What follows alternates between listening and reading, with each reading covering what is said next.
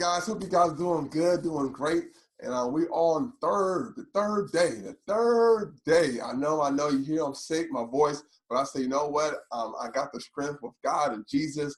I'm going to push through.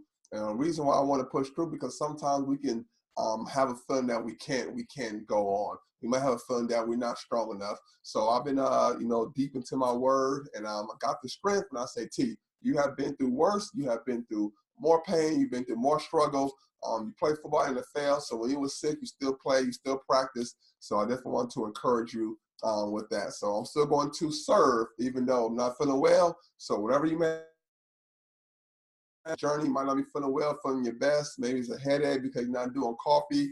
Maybe whatever it is, I want to encourage you and be the example to press on and fight through. So today's topic we're going to talk about is weapons to use against temptation. Okay, weapons to use against temptation. Okay, and the reason why it's so important, because as we talked about on the first day, is that the devil, he had weapons that he used, right?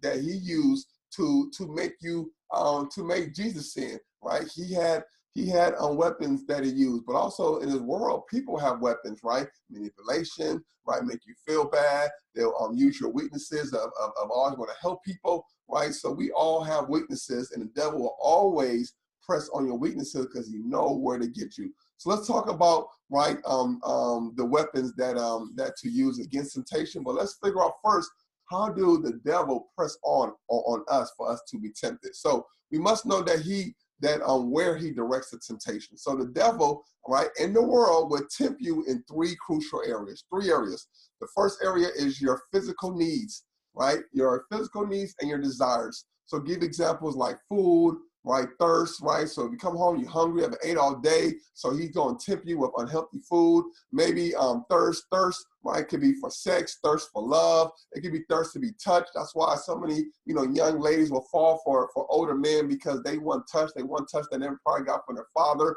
or they probably want attention or affection never got from their father. So they want it, and older guys will prey on younger ladies because they know that's a weakness, right? It can be also spending time. Right. So if you have I didn't have a lot of time being spent for me, maybe you're lonely. Lonely is a weakness. So he knows to press on your weaknesses. So that's the first one. Second one is possessions and powers. So that could be possessions like money, right? We sometimes, a lot of people sell their souls, right, for money. It can be for house, for cars, right? Sometimes we will buy cars that we know we can't afford, get us in debt, right? I've seen people get apartment complexes and got a Bentley in apartment complex, right? It could be clothes, right? Hair, nails. You know how many times people, especially right, with women, right? They will set or so to get their hair done, get your nails done. Yeah, Byron ain't nothing. Yeah, he ain't no good. But girl, he get my hair done, my nails done. He take care of my needs, right? Or maybe it could be power, which is like job title, right? Sometimes we can be in a job where we want to have a title so we can look superior to others. Maybe it's a job that you don't enjoy, you don't love. You kind of going through the motion.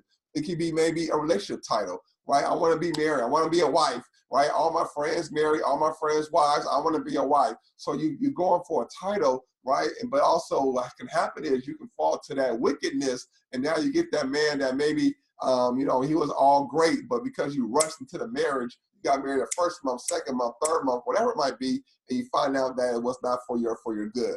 Also your pride. The third one is your pride, right? So, sometimes we can do things where we always try to be right. People that always want to be right, right? People who think they S-H-I-T thing don't stink, right? Or you got people who don't want to admit their wrongs, right? Or maybe shame, right? Shame could be something that we fall on weaknesses. So many times I'll talk to people, especially ladies, maybe dealt with sexual assault, maybe abuse, rape, molestation, guys too. And sometimes we don't speak up about it, right, against the wickedness because we are ashamed about it. So these are three things that the devil will use. So let's talk about how can we fight. So as we see what Jesus did, right, on the when he was being tempted for 40 days in the wilderness, right, with no food, no drink, what happened was that, number one, right, he used scripture. Right? That's what he used. So three things that scripture will do for us, or principles will do for us, right, in time when we're tempted by the devil. Number one, it shows us the importance of knowing the word so we are not manipulated. So remember, the devil trying to manipulate Jesus, right? Remember, he was saying, well, God said this, though. And he was like, no, but also God said this. right? How many times have you been manipulated, right? I see women and men do it all the time, right? Just to be honest, I'm very honest, not ashamed. I used to have all kinds of dirtbag lines, I used to use for girls when I was younger because I used to manipulate and I try to overcome their principles and they'll fall for it, right? So yes, we can be manipulated, but that's why it's so important for us to know the word, right? So then when people come to you with things, you know what to say back so then their manipulation will not work for you to fall in temptation, right? But also understanding that importance of creating principles to live by concerning weakness areas in your life. So that's why it's so important to know scriptures, to live by principles, because when you're tired, when you're weak, right? So give example, when you have doubt, you're like, I don't know if I can do it, but then you say, no, okay, I can do all things through Christ. So that's not true, right? Man, I'm so angry at myself, and I'll beat myself up. But no, because God said we are all workmanship of God, right? So understanding scriptures can speak truth, so that you don't let doubt or your feelings, because remember, feelings, right? Feelings waver, right? Feelings are like the wind, right? They go fast, they go slow, they go up, they go down, but it's not something that is how can I say truth? That is a good foundation, right? But number two, scriptures and your principles will make our enemies or those who are wicked to run away. Because that's what the devil did, right? On the last one, when the devil tried to tempt Jesus, he threw him a scripture and said the devil went away, right? So think about this, right? Think about if you have young girls and a girl saying, well, I'm not going to have sex until I'm married, right? You know how many men will run away? You know how many men will, you have sex until you get married? Oh, bye, right? So, but these are principles that you live by, and that's going to make the wicked run away.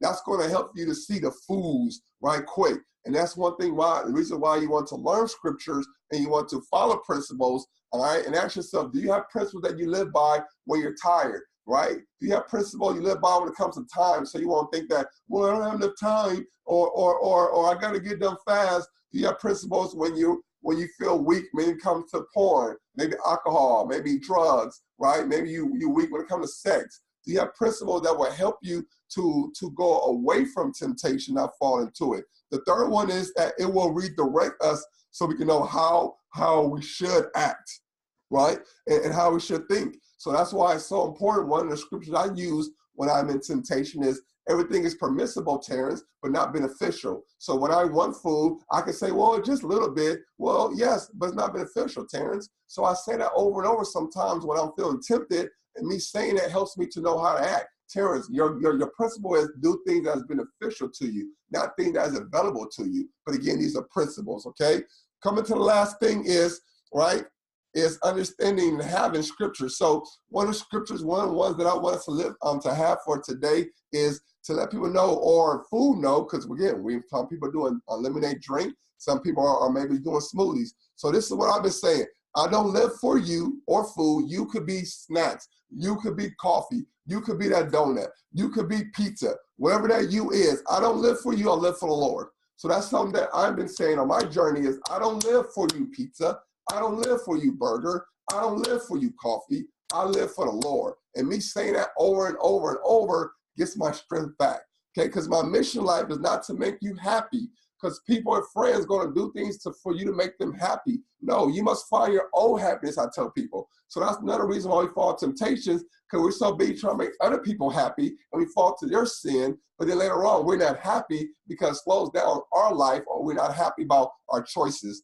Okay, but also understand that I'm here to fulfill my purpose. That's what you're here for. There's a purpose for you to fulfill. And your purpose not to make other people happy. It's to follow God, it's to add values in people's life that's beneficial to their life. Okay, add value that will help people to live righteousness. Okay, so this is things that I use. My weapons is I use scripture, I use principles, right? And that helps me to get the wickedness people away from me, but it helps me to know how to think. So today we'll say, I don't live for blank, whatever that blank is, I live for God. Okay, if you need a scripture, okay, during my last year, I did this last year, 10 days.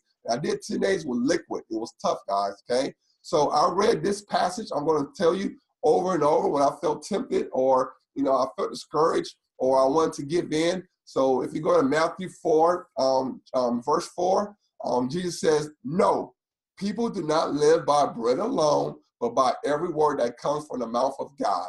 And that's one that I kept on my phone. I put it on my screensaver, right? I wrote it on my hand. You see here, if you see here, I write stuff on my hand, right? Because I got to be reminded of how I need to think and how I need to act. All right, guys.